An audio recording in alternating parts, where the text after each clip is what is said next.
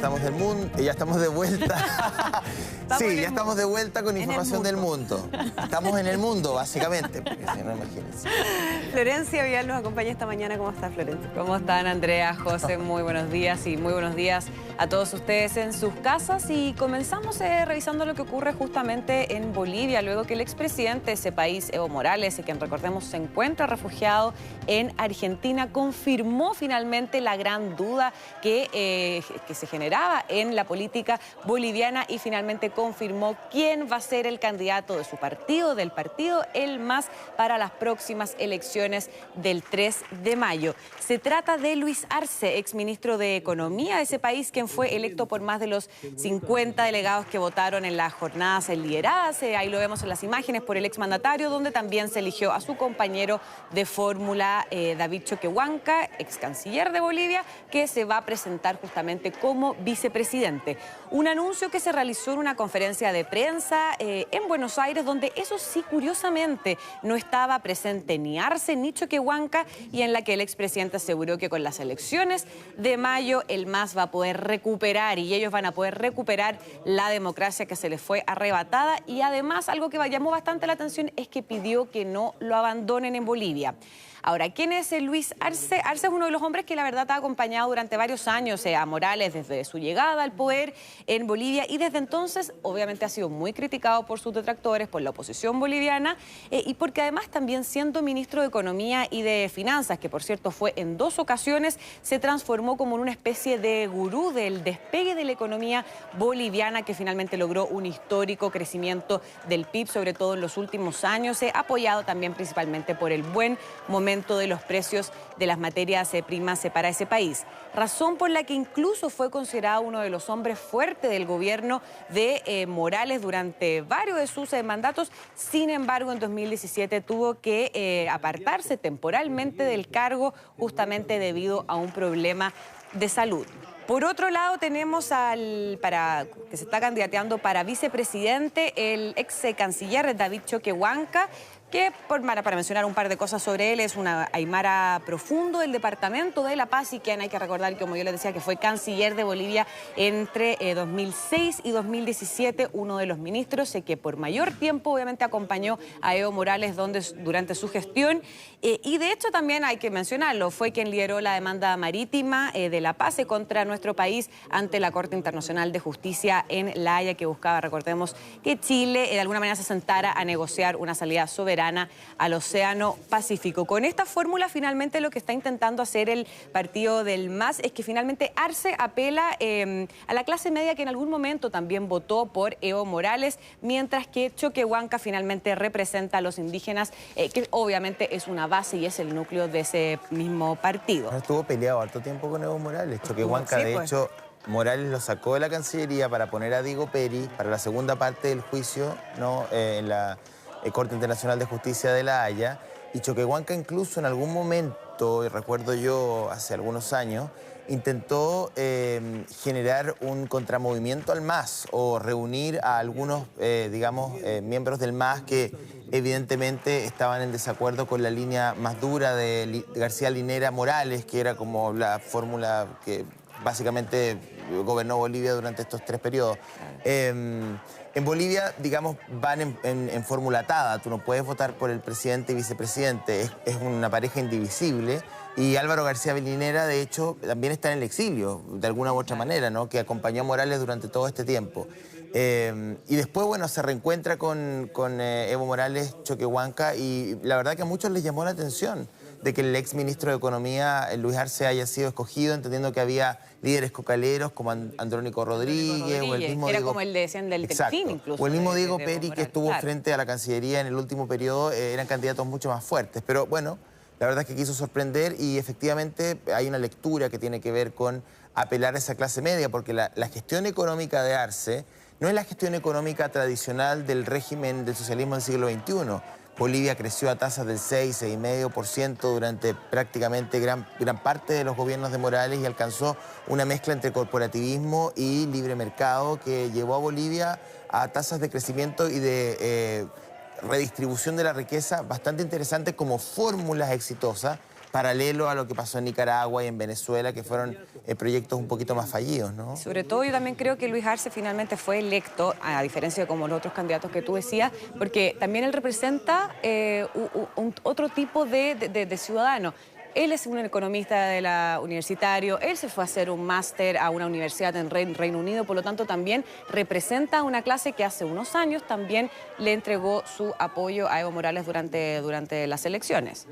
Y también para ir mencionando un poco también sobre Choquehuanca, hay que recordar que durante su desempeño como ministro de Exteriores, él de alguna manera levantó una bandera por la causa de los pueblos indígenas, también defendió el consumo tradicional de la hoja de coca y promovió la cultura ancestral, como por ejemplo el vivir bien, que de alguna manera marcaba un equilibrio entre los seres humanos y la Pachamama, que es la madre tierra. Y desde su salida del gabinete de ministros se desempeñó como secretario general de la Alianza Bolivariana para los pueblos de nuestra América ALBA. Claro, la ALBA ya no está conformada. Ya no existe. Hasta hace poco la conformaba también Bolivia, pero antes estaba también incluido Venezuela, Cuba y Nicaragua. Y hay que recordar también acá un dato no menor, es que finalmente para estos comicios que van a ser los primeros, son los primeros a los que va a asistir el partido del MAS, el partido de Evo, sin Evo, algo que no ocurría en casi 2 décadas desde las que ese partido ha asistido y ha estado en la convocatoria para estas elecciones. Bien, y ahora nos vamos a Libia, luego que los países que apoyan al gobierno de ese país, que respalda, recordemos, Naciones Unidas, llegaron finalmente a un acuerdo para hacer efectivo el alto al fuego que fue iniciado hace una semana. El acuerdo se siguió en una conferencia internacional, ahí vemos la conferencia sobre Libia en la ciudad de Berlín, que fue organizada justamente por Alemania y también por Naciones Unidas, que buscaba hacer efectiva esta tregua que yo les mencionaba, pero también hacer efectivo el embargo de armas que fue decretado por Naciones Unidas en el año 2011. Una conferencia en la que también asistió el presidente del gobierno del Acuerdo Nacional de Libia, Fayez al-Sarraj, apoyado por Turquía, y también el jefe del Ejército Nacional Libio, Khalifa Haftar, que recordemos es respaldado por Rusia.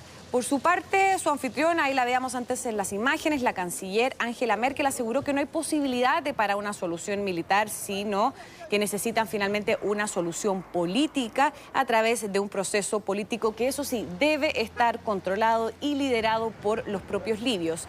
Ahora, la conferencia tuvo un carácter de alguna manera inédito al reunir por primera vez tras años de conflicto armado a todos los actores nacionales e internacionales involucrados en Libia, un país que hay que recordarlo, sigue sumido en el caos desde la caída del dictador Muammar Gaddafi en el año 2011 y entrando de esta manera a una brutal guerra civil desde el año 2014.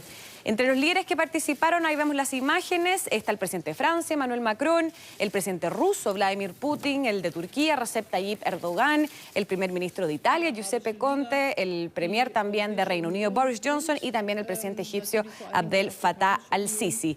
Ahora, hay que recordar que casi durante una década Libia ha estado azotada por un conflicto armado, es decir, un levantamiento que yo les mencionaba desde el año 2011, que terminó finalmente con este derrocamiento de Gaddafi, quien gobernó por más de 40 años, y Libia se ha convertido, la verdad es que en un territorio sin ley. Por un lado tenemos a este comandante renegado, el general Khalifa Haftar, que está al mando de este autoproclamado Ejército Nacional libio, que eso sí, controlan gran parte de ese país, mientras que por el otro lado están las fuerzas del gobierno del Acuerdo Nacional, que están basados justamente en la capital, tienen la capital Trípoli y que cuentan con el apoyo de Naciones Unidas, pero que la verdad, si vemos el mapa, no cuentan con mucho poder fuera de la capital. Y cada una de esas partes apoyadas por las distintas potencias.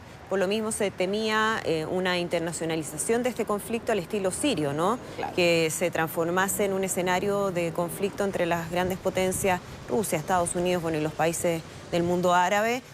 Por lo tanto, es considerado significativo que haya avances en términos de este acuerdo. Vamos a ver cómo funciona, si efectivamente se logra verificar el respeto a este embargo de armas. Claro.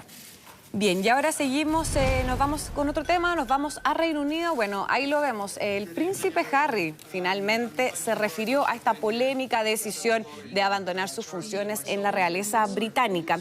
Esto fue, la imagen que ustedes están viendo fue durante un evento social en Londres, donde el duque de Sussex de alguna manera rompió su silencio y dijo que este cambio debía ser un acto de fe y que él y Meghan, quiere dejarlo bien en claro, no se están marchando porque ellos consideran que Reino Unido sigue siendo su hogar, pero que finalmente la decisión de dar un paso atrás no la tomó a la ligera y que lo pensaron bastante y lo hicieron en familia. De hecho, aseguró que fueron meses de conversaciones, pero que realmente él no tenía otra opción debido a cómo se están gestando tanto los medios, la sociedad. Dijo que en estos tiempos él no tenía otra opción que dar un paso al costado. Además, dijo que siempre va a tener como máximo respeto, obviamente, por la reina Isabel II, su abuela, a la que de hecho llamó mi comandante en jefe. Y dijo acá también que, sin embargo, él tenía su esperanza de seguir siendo, de seguir sirviendo a la reina, a la Commonwealth y a sus filiaciones militares, pero que la verdad sin financiamiento público era completamente imposible. Ahora, en concreto, ¿qué pierde finalmente esta pareja? Bueno, Harry y Meghan van a dejar de utilizar con estas ya declaraciones, van a dejar de utilizar el título de su Alteza Real debido a que ya no son miembros en activo de la familia real, según un comunicado que emitió el Palacio de Buckingham durante las últimas horas. Con esto, los duques se van a dejar de recibir fondos públicos del presupuesto soberano que distribuye la reina, se van a apartar de todos los compromisos reales, incluyendo los actos militares, algo que podría afectar a lo que estaba acostumbrado el príncipe Harry, y también van a dejar en definitiva de representar a la monarca. Además, Harry va a perder los títulos de capitán general de los Reales Infantes de Marina que recibió justamente de su abuelo, el príncipe Felipe, y va a también dejar de ser comandante de honor de las Fuerzas Aéreas Reales y también renuncia a su papel como embajador de la juventud en la Commonwealth. Por otro lado, también este comunicado, ya que fue una de las cosas que más llamó la atención justamente en la prensa británica, era qué iba a pasar con Frogmore Cottage, con esta residencia que había. Esa plata. Van a tener, bueno, ellos expresaron que tienen el buen deseo de devolver toda esa plata, pero que van a seguir viviendo en esa residencia cuando vaya. Las casas fueron pagadas por el ducado de Cornualles, por el propio príncipe de Gales. Claro, 3 millones de libras, ¿no? Él sacó plata del ducado de Camila y de Carlos para poder remodelar esa vivienda y que Meghan se sintiera cómoda y acogida en la Gran Bretaña. Ahora, probablemente, y la prensa británica lo dice, hay algo del fantasma de Diana atrás, digamos. Muchos creen que Enrique quiso proteger a Meghan y a su hijo de la mala experiencia. Y él lo dijo también, él lo dijo directamente. Que no quería que su mujer sufriera exactamente lo mismo que sufrió su mamá. Florencia Vial, muchísimas gracias por toda la información. Que estén muy bien.